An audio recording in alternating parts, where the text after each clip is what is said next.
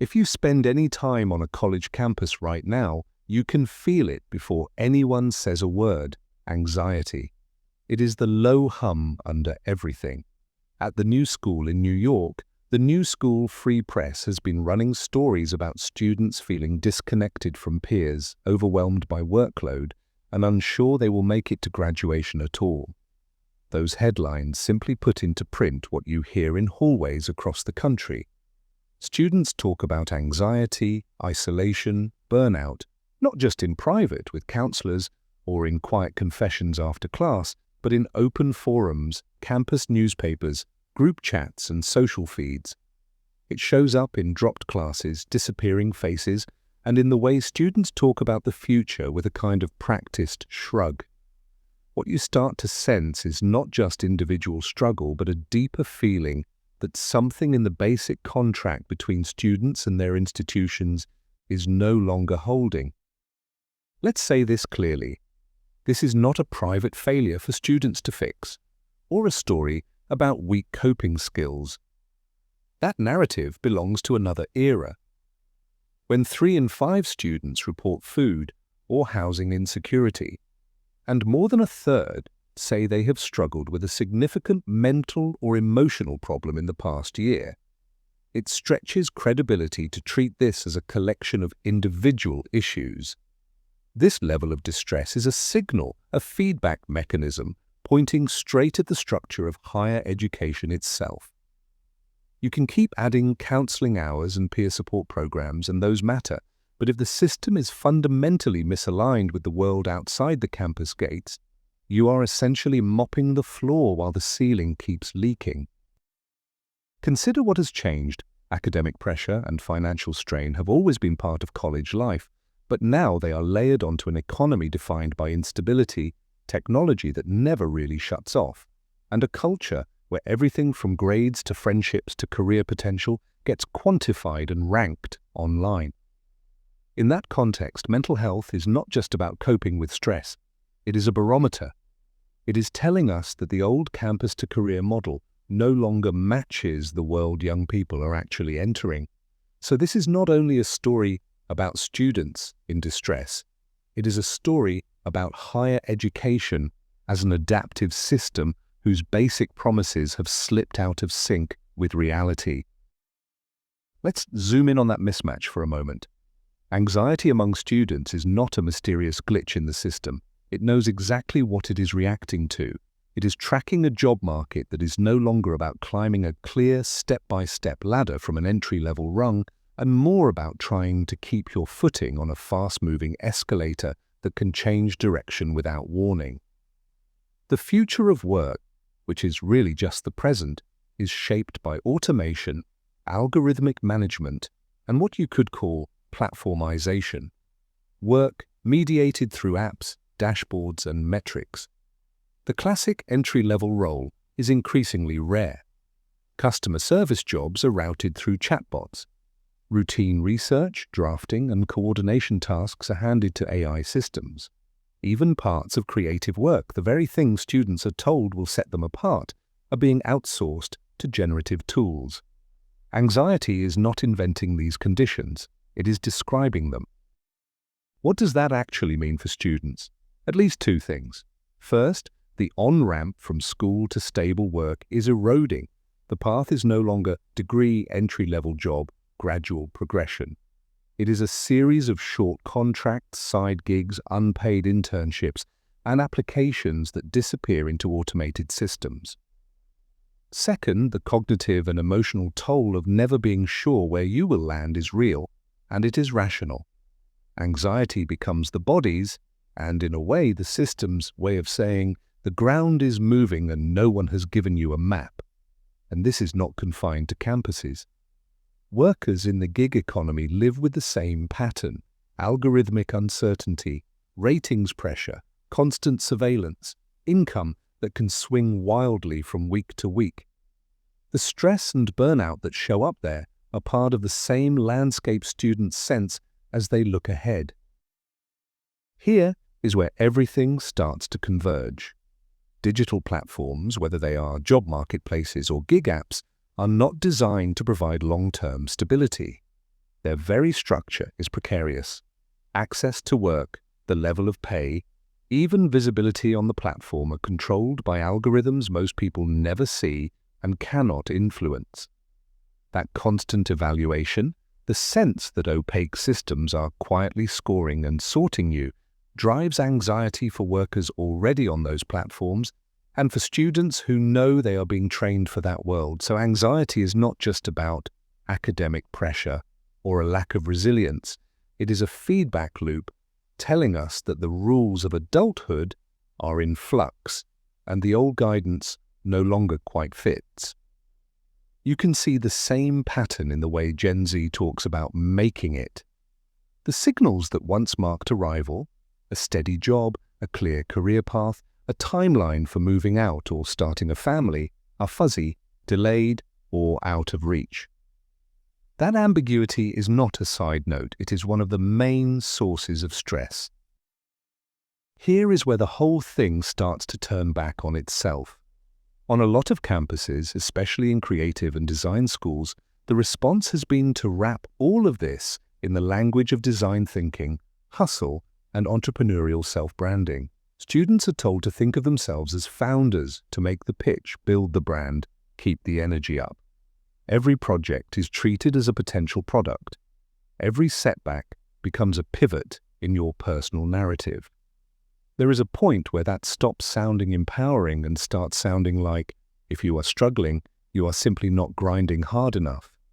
Structural precarity gets absorbed into the self. Instead of asking what is broken in the system, students are encouraged to treat their anxiety as a failed marketing problem. Instead of seeing burnout or a failed project as circumstantial, the message quietly shifts to, have you optimized yourself? Think about studio culture, where even early experiments can start to feel like auditions for a pitch show. There is real value in learning how to test ideas, tell a story, and build something. The problem is the constant expectation to always be prepared, give a presentation, and be persuasive. In that environment, we lose space for reflective critique, for slow digestion of ideas, for the simple permission to not know yet. Students learn to live in permanent pitch mode, performing confidence whether or not they feel it internally. That treadmill is not only exhausting, it is isolating. So it is worth asking, does design thinking actually help us reimagine systems, or does it mostly teach us to recast failure as a shortage of grit? At its best, it opens up questions about how the world works now and how it might work differently. At its worst, it moralizes risk, suggests you should navigate broken systems on your own, and treats burnout as a kind of merit badge. The trouble is that much of what feels broken sits well beyond individual control. It is driven by larger economic shifts, technological automation, and cultural expectations that no amount of personal optimization can fix. Which means we have to ask whether our educational version of hustle culture is really preparing students for the future, or simply conditioning them to tolerate a more precarious, uncertain one. There is another layer to all of this that is less visible day to day, but just as influential. Formal university education is no longer the only game in town. Micro-credentials, coding boot camps, online certificates, and employer-led training programs have moved in on platforms run by private companies. A traditional degree becomes just one option among many. The learning landscape starts to fragment into short, targeted, skills-based offerings that market themselves as more practical, more real-world, more directly tied to a job than the 4-year path. Here is the hard part. What does this do to student well-being? For one thing, it creates pressure to never stop upskilling.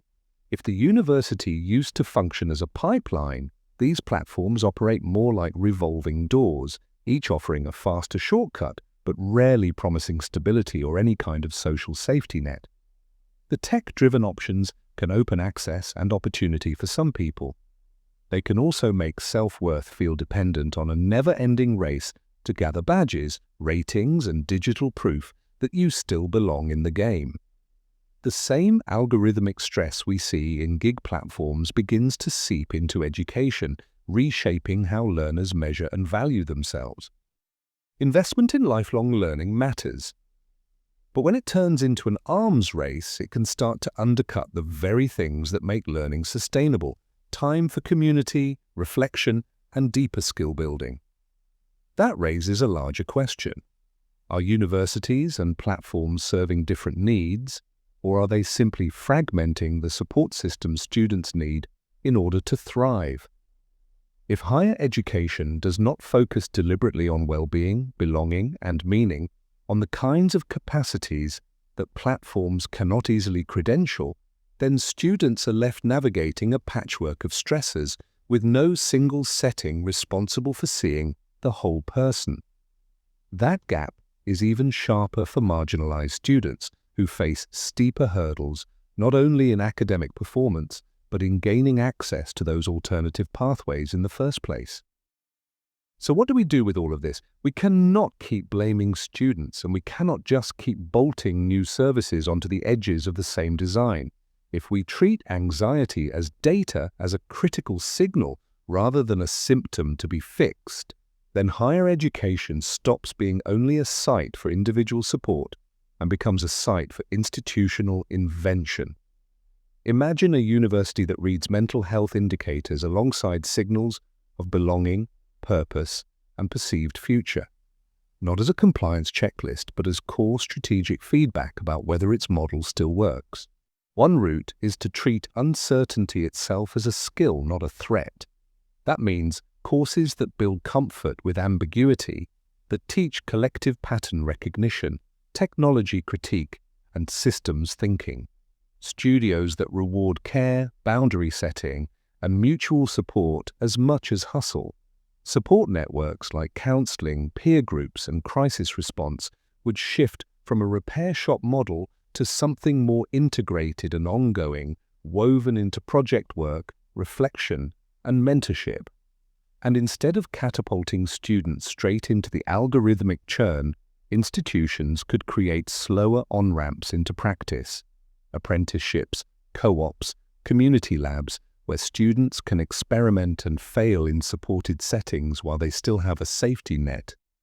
And given the rise of micro-credential platforms and employer training, universities may need to double down on what those systems cannot do. They can become places for long-term meaning-making, for ethical frameworks, for learning how to act with others and care for others. If we accept that some technical upskilling will happen elsewhere, then universities can focus on supporting the rest of the human being, the parts that do not fit neatly into a badge or a dashboard. Last thought, because this is the kind of topic that can wind you up. Reframing mental health on campus is not about eliminating anxiety. That is neither possible nor honest. The point is to see distress as feedback about systemic misalignment rather than as a private weakness. Once you do that, a different set of design questions opens up. The old model says that support means more counseling referrals and more crisis lines. The richer model is a culture that reads crisis as a call to adapt, not only to react. The question shifts from how do we help students cope with this to how do we turn campus into a place where people can prototype collective responses to what is actually wrong. I will leave you with that invitation and hope you will join me next time as we keep tracing how today's signals are shaping the futures we are all, whether we like it or not, already building together.